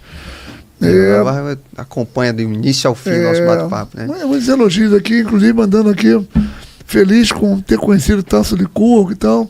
Qual é o teu canal, Tasso? No Instagram é Tassos Licurgo. TASSOSLYCURGO. E aí, cara, No Instagram. Se tiver, gente, coloca aí na tela Tassos Licurgo. E no YouTube, se você pesquisar Tassos Licurgo na internet, vai aparecer tudo, né? O Instagram, o YouTube, o Twitter. Mas o Instagram é Tassos Licurgo. E eu tô com um site agora, a gente vai montar um projeto aí chamado licurgo.com. Licurgo.com. Sim. Mas procura o Instagram é o melhor, Tassos Licurgo. o Aldenei José Cajueiro, queria dar uma boa noite para ele. Nascimento, tá dizendo aqui, Josué 2415. Josué 2415. E diz, né? Sejam fortes e corajosos. Sejam fortes e corajosos. Isso é muito importante hoje. Nós temos que ser fortes. E ter coragem. E coragem. Porque, eu já disse, né? Sem a coragem... Os outros valores não... As virtudes... A coragem é qualquer virtude no ponto de decisão. Se você não for corajoso, nenhuma virtude subsiste. Não adianta. Você sem coragem, você não exterioriza nenhuma outra virtude. Sim. Aí a Bíblia diz, sejam fortes e corajosos. Aí a pessoa diz, mas o obstáculo é muito grande. Aí qual é a resposta no padrão das Escrituras? Aí Deus diz, eu estarei com você. Não é pela força do seu braço, do seu talento, da sua inteligência. Deus, o Criador do universo, está conosco. Sim, claro. E que a gente vai ter medo de quê? Ô, Tassos, desculpa aí, a gente já está chegando ao fim, você está falando aí que você viaja bastante e tem de fato encontrado muita gente do Brasil inteiro. Qual é a visão do pessoal lá fora em relação ao Rio Grande do Norte, hein? Assim, sempre eu disse pro Coronel, acho que o Tasso é um cara que você trabalha no governo Bolsonaro no tempo, no IFAM, né? E eu dizia assim, puxa, a gente tem um cara do tamanho de Tasso aqui no estado do Rio Grande do Norte e a gente não sabia que tinha, né? Então, lá fora, como é que é a visão do pessoal em relação ao que o Rio Grande do Norte... como é que é a visão sobre o Rio Grande do Norte lá fora? Que eu não... A visão lá fora em relação ao Nordeste, da perspectiva das pessoas conservadoras, que querem o que é certo, o que é bom, é de preocupação. Porque nós temos uma região extremamente abençoada, do ponto de vista da beleza natural, do clima. Climática, né? Tudo, natureza. Do calor das pessoas. Perfeito. Mas que é uma região que é atacada ferozmente por governos comunistas. Governo comunista. É claro que há diferenças entre os governos esquerdistas no Nordeste, né? Você tem governos que são um pouco mais pragmáticos, Talvez o governo atual do estado da Paraíba, embora esquerdista, seja mais pragmático. Perfeito. E você tem governos que ainda são mais ainda ideológicos do ponto de vista dos elementos comunistas do que o próprio Rio Grande do Norte, que talvez seja o governo da Bahia. Aí, sim. Então, mas de modo geral, muita preocupação. O povo tem de entender em quem deve votar, né? Tem de entender quem deve votar. Agora, sabe o que o pessoal diz também? O povo hoje está querendo se aposentar com 18 anos de idade. As pessoas estão se aposentando com 18 anos de idade. Recebem, se eu não me engano, R$600 de bolsa, isso, aquilo, outro. Agora tem o pé de meia. Mais 200, Faz um bico ou outro, estão aposentados. E ficam no bet. Vão ser Ele fica no bet. esse pessoal, Jogo do triguinho. Então, lá fora o que se vê é isso. Né? Eu digo assim, em lugares em que o agro é forte, o conservadorismo é forte. Mas eu acredito, sabe, que é possível mudar. É possível mudar. Se a direita de fato se estruturar, se intelectualizar, porque existe uma direita muito anti-intelectualista e individualista, mas se a direita de fato se estruturar, se intelectualizar, entender o que é a guerra cultural e propor de fato um melhoramento do indivíduo, eu acho que tem o que melhorar. O que acontece é uma direita muito frágil, que compra pautas de esquerda, não tem coragem de propor o que de fato deve ser proposto e por isso é desacreditada. Mas há uma possibilidade de mudança aí para frente, né? Vamos ver. O Vitor está sugerindo aqui também a leitura de Hebreus 11. Onde fala sobre os heróis da fé. Heróis da fé. É isso mesmo. Quer comentar, Tasso? São as pessoas que estão ali, são consideradas pessoas que levaram adiante o propósito de suas vidas porque confiaram no Senhor. Abraão, por exemplo, foi alguém que vivia numa terra, uma família de idólatras, que escutou a voz de Deus, deixou tudo, a família, suas posses, e foi para a terra que Deus ainda iria mostrar. É preciso confiar no Senhor para sair do conforto, para ir para o lugar que Deus ainda ia mostrar. Então ali demonstra pessoas que mudaram as realidades do povo graças à confiança no Senhor. Então é uma passagem muito importante. Muito interessante. É tão rico aqui que não dá nem vontade de acabar, porque cada tema ainda mais chegou um bolinho no final aí. Esse bolinho, gente, a gente vai compartilhar com vocês da audiência. E aí eu boto aqui, depois eu boto como é que foi, no próximo programa eu falo. As fotos. As fotos e tudo mais. Na hora de agradecimento, né, Daniel? Só agradecer a audiência que está conosco até aqui e também a presença do Tasso Licurgo, que sempre é uma honra estar contigo aqui, professor, que o senhor realmente possa cada dia mais expandir seu ministério, tanto na apologética, quanto também nessa apologética social, né, que o senhor geralmente fala. Cultural, né, atuando aí nos corações e nos rincões de todo o Brasil. General, quer fazer as honras? Muito obrigado aí, professor Tasso Licurgo. Eu ora chamo de pastor, ora chamo de professor, mas na realidade vejo um sábio. É um camarada que tem muito a nos ensinar. Todo contato nosso é um grande aprendizado e, mais do que isso, é um grande aprendizado para a nossa audiência, que a gente observa que encontra no nosso programa algumas soluções, algumas ideias que eles levariam muitos anos, levariam muito tempo para descobrir nos livros, para descobrir na internet hoje, porque a internet é a cultura água na canela, não aprofunda nada. E aí o que acontece?